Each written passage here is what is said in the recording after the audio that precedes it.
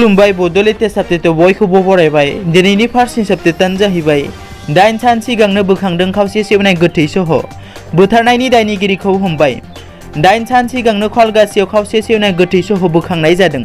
बे बुथारनायनि गुबै दायनिगिरिखौ हमना मोननाय जाबाय।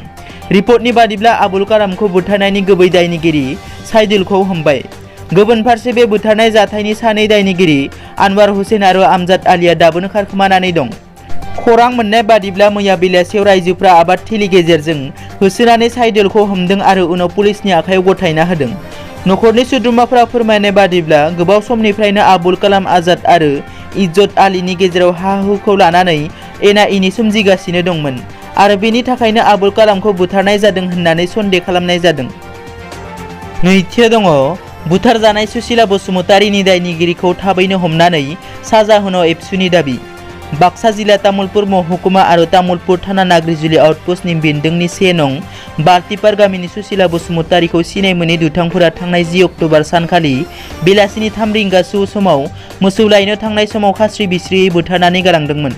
बाक्सा जिल्ला दुलाराय बर' फरायसा आफादनि नेहाथारि बासिराम सेरिया जाथाय जानाय नखराव खौरां लाफैयो आरो बे जाथायखौ गोख्रों रावजों सोंखारिनायजों लोगोसे जाथायनि दायनिगिरिखौ थाबैनो हमनानै आयेननि साजा होनो थाखाय खुंथायखौ खावलायो।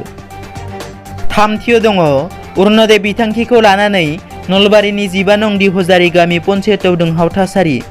नलबारि जिल्लानि 15 नं दिहजारी गामि पन्चायतनि मावख'आव दुंहाव थासारि सोमजिदों। अरुण'दय बिथांखिनि गेजेरजों मोननांगौ सुबुंफोरनि मुं सोनायाव गोबां बेले-बेजे जानायखौ लानानै बे दुंहाव थासारिया जादों। सोमावसारगिरि आइजोफोरा फोरमायदों दि अरुण'दय बिथांखि मोननो गोनां सायख'नायनि थाखाय गामि बुथ आफाद दानानै 50 रांनिफ्राय 150 रां लानानै मोननो गोनांनि मुंखौ सोनानै होयो।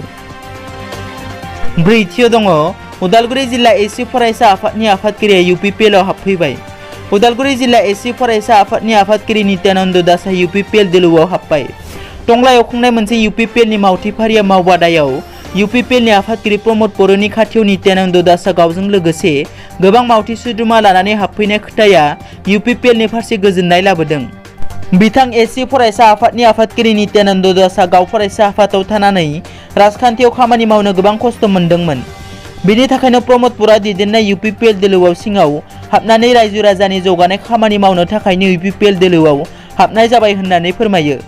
लोगोसेनो बिथाङा थांनाय गोलाव समाव BPFआ रायजो राजानि गोबां जाख्ल'नाय आरो सोबख'नायनि फारसे उदां खालामनो जनै खामानि मावनो खाबु मोनगोन साननानै UPPL दोलोआव हाबनाय जाबाय होननानै बुंसारो नित्यानन्द दासआ। बाथियाव दङ बक्सार लाभलिना बरग'हाइनि देहायाव कर'ना पजिटिभ। मुलुगनां बक्सार गेलेगिरि लाभलिना बरग'हाइनि देहायाव कर'ना पजिटिभ मोननाय जादों। अलिम्पिक गेमनि थाखाय क्वालिफाइ जानो हानाय आसामनि आइजो बक्सार गेलेगिरि लाभलिना बरग'हाइया बे खौरांखौ गावनो फोसावदों। मख'नो गोनांदि लाभलिना बरग'हाइया मोजाङै गेलेनानै दिन्थिफुंनो हानायनि थाखाय अर्जुन बान्था मोनखांबाय। ओरैहाय बलिउडनि मुंदांखा आगोमा मेथाइ रोजाबगिरि कुमार सानुनि देहायावबो कर'ना पजिटिभ मोननाय जादों होनना कुमार सानुनि टीमआ ससियेल मिडियानि गेजेरजों फोरमायदों। दिनैनि रादाबा एसेनोसै। नोंथांमोना जुदि आंनि चेनेलखौ दासिमबो साबस्क्राइब खालामाखै अन्नानै साबस्क्राइब खालाम। गोजोन्थों।